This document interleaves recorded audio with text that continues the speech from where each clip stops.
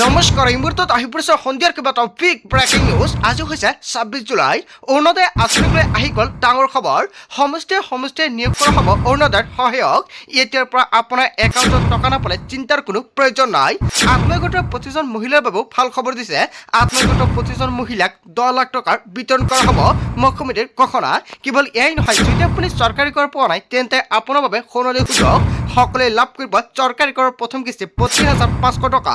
যদি আপোনাৰ ration card আছে আপুনি 31 জুলাইৰ পূৰ্বে কৰিব লাগিব এইকেইটা গুৰুত্বপূৰ্ণ কাম।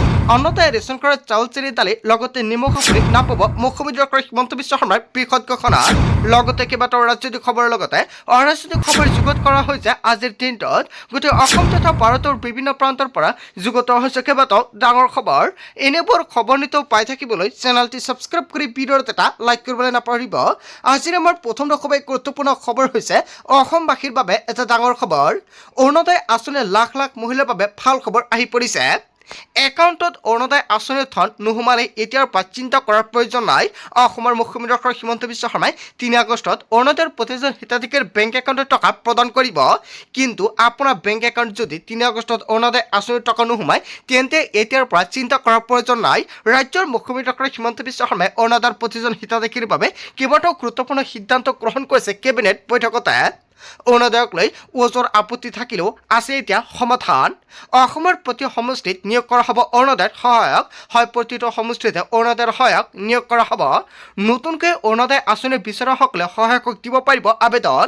যদি মহিলাসকলে ভাবিছে নতুনকৈ অৰুণোদয় আঁচনি আবেদন কৰিব বা আপোনাৰ ঘৰত বা আপুনি যদি যোগ্য হিতাধিকাৰী আপুনি অৰুণোদয় আঁচনি এতিয়ালৈকে আবেদন কৰিব পৰা নাই নেকি, আপুনি ক'ত গৈ ফৰ্ম জমা দিব, কি নথি পত্ৰ দিব লাগিব বহুতে কিন্তু নাজানে। কিন্তু আজিৰ পৰা মুখ্যমন্ত্ৰী ডক্টৰ হিমন্ত বিশ্ব শৰ্মাই ডাঙৰ সিদ্ধান্ত গ্ৰহণ কৰিছে।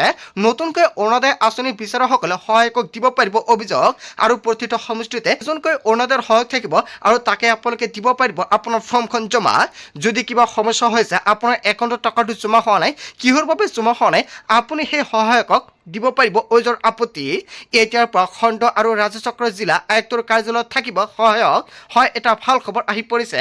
এতিয়াৰ পৰা খণ্ড আৰু ৰাজচক্ৰ আৰু জিলা আয়ুক্তৰ কাৰ্যালয়ত থাকিব এই সহায়কসকল।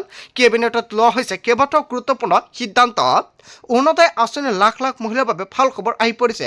যদি আপোনাৰ বেংক একাউণ্টত অৰুণোদয় আঁচনিৰ টকা নোসোমায় তেন্তে ভাল খবৰ। যিসকলৰ তালিকাত নাম আছে সেইসকল ব্যক্তিৰ বাবেও কেইবাটাও নতুন সিদ্ধান্ত গ্ৰহণ কৰিছে চৰকাৰৰ ফালৰ পৰা। তাৰ পিছত অসমবাসী ৰাইজক জনাইছো আমাৰ পৰৱৰ্তী খুবেই গুৰুত্বপূৰ্ণ খবৰ। লগতে এটা ডাঙৰ খবৰ, লাখ লাখ আত্মসহায়ক মহিলাৰ বাবে ভাল খবৰ আহি পৰিছে। অতি সহজে বেংক একাউণ্টৰ পৰা ব্যক্তিগত ঋণ ল'ব পাৰিব আত্মসহায়ক মহিলাসকলে। আপুনি আত্মসহায়ক 10,000 টকাৰ চেক পাইছে নেকি, তেন্তে আপোনাৰ বাবে সোণালী সুযোগ আহি পৰিছে। যদি আপুনি ভাবিছে ডাঙৰ এটা ব্যৱসায় কৰিব এতিয়াৰ পৰা চিন্তা কৰাৰ প্ৰয়োজন নাই। অতি সহজতে বেংকৰ পৰা ব্যক্তিগত ঋণ ল'ব পাৰিব আত্মসহায়ক প্ৰতিজন মহিলাই। যিসকলে 10,000 টকাৰ চেক পাইছে অকল সেইসকলে এই সুবিধা লাভ কৰিব। আৰু যিসকলে 10,000 টকাৰ চেক পাইছে সেইসকল মহিলাক পৰৱৰ্তী সময়ত 25,000 টকা দিয়া হ'ব বুলি মুখ্যমন্ত্ৰী ডক্টৰ হিমন্ত বিশ্ব শৰ্মাই কৰিছিল ঘোষণা। আৰু অতি কম সময়ৰ ভিতৰতে আপোনালোকৰ বেংক একাউণ্ট 25,000 টকা লাভ কৰিব। কেবিনেটত সিদ্ধান্ত গ্ৰহণ কৰিছে অসমৰ মুখ্যমন্ত্ৰী ডক্টৰ হিমন্ত বিশ্ব শৰ্মাই। ষ্টাম্প শুল্ক নোহোৱাকৈ 10 লাখ টকা পৰ্যন্ত ল'ব পাৰিব ঋণৰ সুবিধা। পূৰ্বে বেংকে আৰু ঋণ লওঁতাই আদায় দিব লাগিছিল ষ্টাম্প শুল্ক, কিন্তু ৰাজ্য চৰকাৰে ষ্টাম্প শুল্ক ৰেহাই দিব। আৰু আত্মসহায়ক মহিলাসকলক অকল আত্মসহায়ক মহিলাসকলক এই সুবিধা প্ৰদান কৰা হ'ব। ASR এলামৰ অন্তৰ্ভুক্ত আত্মসহায়ক মহিলাই পাব এই সুবিধা। লাখ লাখ আত্মসহায়ক মহিলাৰ বাবে ভাল খবৰ। যদি আপুনি আত্মসহায়ক 10,000 টকাৰ চেক পাইছে আপোনাৰ বাবে সোণালী সুযোগ আহি পৰিছে। যিমান পাৰে সকলোকে শ্বেয়াৰ কৰি জনাই দিব যাতে সকলো আত্মসহায়ক মহিলাই জানিব পাৰে। তাৰপিছত অসমবাসী ৰাইজক জনাইছো আমাৰ পৰৱৰ্তী খুবেই গুৰুত্বপূৰ্ণ খবৰ। লগতে এটা ডাঙৰ খবৰ, মাটি বাৰীৰ ক্ষেত্ৰত কত হ'ব পঞ্জীয়ন বাধ্যতামূলক। হয়, এটা ডাঙৰ খবৰ আহি পৰিছে।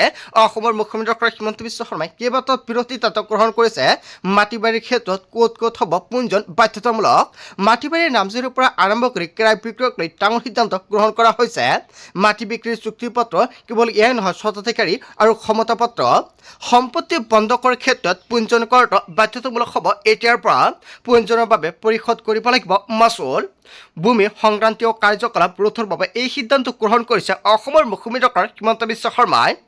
বিক্ৰীৰ বাবে চুক্তি, উন্নয়ন চুক্তি, সম্পত্তি সম্পৰ্কীয় পাৱাৰ অফ এণ্টৰ্নি আৰু হ্ৰাসমেধি চুক্তি, ন্যায়সংগত বন্ধকী বিক্ৰীৰ প্ৰমাণপত্ৰ, বেংকে গ্যাৰাণ্টি আৰু একত্ৰীকৰণ পৃথিৱীকৰণৰ জৰিয়তে হস্তান্তৰত হ'ব বাধ্যতামূলক মাটি বাৰী ক্ৰয় বিক্ৰয় আৰু পঞ্জীয়ন সম্পৰ্কত সিদ্ধান্ত ৰাজ্য চৰকাৰৰ হয় ৰাজ্য চৰকাৰৰ ফালৰ পৰা মাটি বাৰী কাম কাজক লৈ যিকেইটা নতুন নিয়ম সলনি কৰিব বিচাৰিছে জনতাই কি ক'ব চহৰে নগৰে মাটি কিনা বেচাক লৈ নতুন নিয়ম ৰাজ্যত প্ৰযোজ্য হ'ব মাটি বাৰীৰ ক্ষেত্ৰত ক'ত হ'ব পঞ্জীয়ন বাধ্যতামূলক এতিয়ালৈকে মুখ্যমন্ত্ৰী ডক্টৰ হিমন্ত বিশ্ব শৰ্মাই ঘোষণা কৰা নাই ক'ত ঘোষণা কৰা হয় যেতিয়া মুখ্যমন্ত্ৰী ডক্টৰ হিমন্ত বিশ্ব শৰ্মাই ঘোষণা কৰিব নিশ্চয় সম্পৰ্কে ষ্টেপ বাই ষ্টেপ জনাই দিম তাৰ পিছত অসমবাসী ৰাজক জনসমাৰ পৰৱৰ্তী খুবেই গুৰুত্বপূৰ্ণ খবৰ লগতে এটা ডাঙৰ খবৰ আগষ্ট মাহৰ পৰা নতুন ৰূপতে আৰম্ভ হ'ব অৰুণোদয় আঁচনি ধন বিতৰণ প্ৰক্ৰিয়া পুনৰ আৰম্ভ হ'ব ঘোষণা কৰিছে বাজেটত আগষ্ট মাহৰ পৰা বন্ধ হৈ থকা ৰেচন বিতৰণ কৰা হ'ব হিতাধিকাৰীক প্ৰদান কৰা হ'ব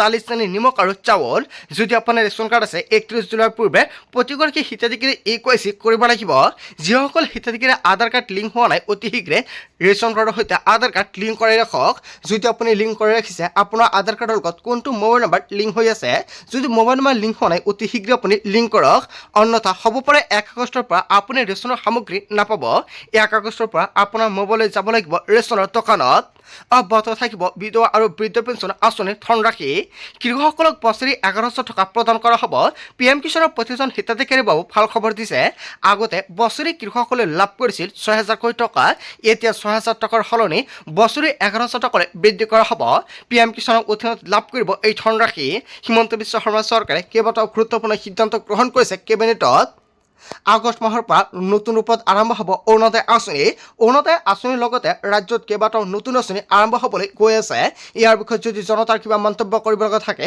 আপোনালোকৰ মন্তব্যটো নিশ্চয় কমেণ্ট বক্সত জনাই দিব তাৰ পিছত অসমবাসী ৰাজক জনসমাৰ পৰৱৰ্তী খুবেই গুৰুত্বপূৰ্ণ খবৰ লগতে এটা ডাঙৰ খবৰ ৰাজ্যৰ প্ৰান্তে প্ৰান্তে ধাৰাসাৰ বৰষুণ 29 জুলাই পৰ্যন্ত জাৰি কৰা হৈছে এলাৰ্ট নিশালৈ হ'ব পাৰে ভয়ংকৰ পৰিস্থিতি আগন্তুক 3 দিনলৈ বতৰ বিজ্ঞান কেন্দ্ৰৰ এলাৰ্ট জাৰি কৰা হৈছে অসমৰ লগতে অৰুণাচল মেঘালয় নাগালেণ্ডত হ'ব পাৰে বৰষুণ হঠাৎ অহা বান আৰু ভূমিস্খলনৰ প্ৰতি সজাগ থাকিবলৈ প্ৰশাসনৰ ফালৰ পৰা আহ্বান জনাইছে জনসাধাৰণক নিৰাপত্তাৰ স্থানত থাকিবলৈ বতৰ বিজ্ঞান কেন্দ্ৰৰ ফালৰ পৰা পৰামৰ্শ দিছে প্ৰয়োজন নহ'লে আপুনি ঘৰৰ পৰা নোলাব বৰ্তমান আপোনাৰ জিলাত বানৰ পৰিস্থিতি কেনেকুৱা নিশ্চয় কমেণ্ট কৰি জনাই দিব আপোনাৰ জিলাত আজিৰ দিনটোত বৰষুণ দিছে নেকি যদি দিছে বতৰ বেয়া সেও আপুনি কমেণ্ট বক্সত জনাবলৈ নাপাহৰিব 29 জুলাই পৰ্যন্ত পুনৰ জাৰি কৰা হৈছে এলাৰ্ট বতৰ বিজ্ঞান কেন্দ্ৰৰ ফালৰ পৰা তাৰ পিছত অসমবাসী ৰাজক জনসমাৰ পৰৱৰ্তী খুবেই গুৰুত্বপূৰ্ণ খবৰ লগতে এটা ডাঙৰ খবৰ ভয়াৱহ বানত বিপদে আৱৰিছে ৰাজ্যৰ কৃষকসকলক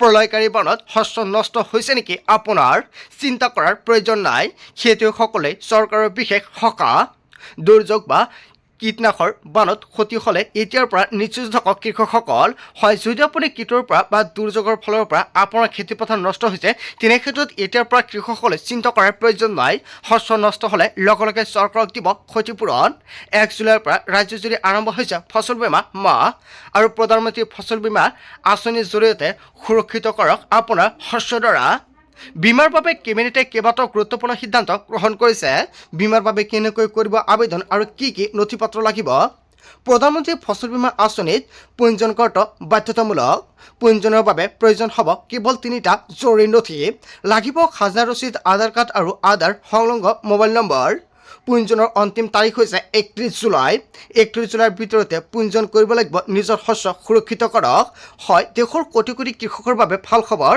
যিমান পৰা সকলোকে শ্বেয়াৰ কৰি জনাই দিব আজিৰ মূল ভিডিঅ'খনত আপোনালোকক এইখিনি সৰু কেইটামান ইনফৰমেশ্যন দিবলগীয়া আছিলে ভিডিঅ'টি ভাল লাগিলে লাইক কমেণ্ট শ্বেয়াৰ কৰিব সো থ্যাংক ইউ ফৰ ৱাচিং ফুল ভিডিঅ'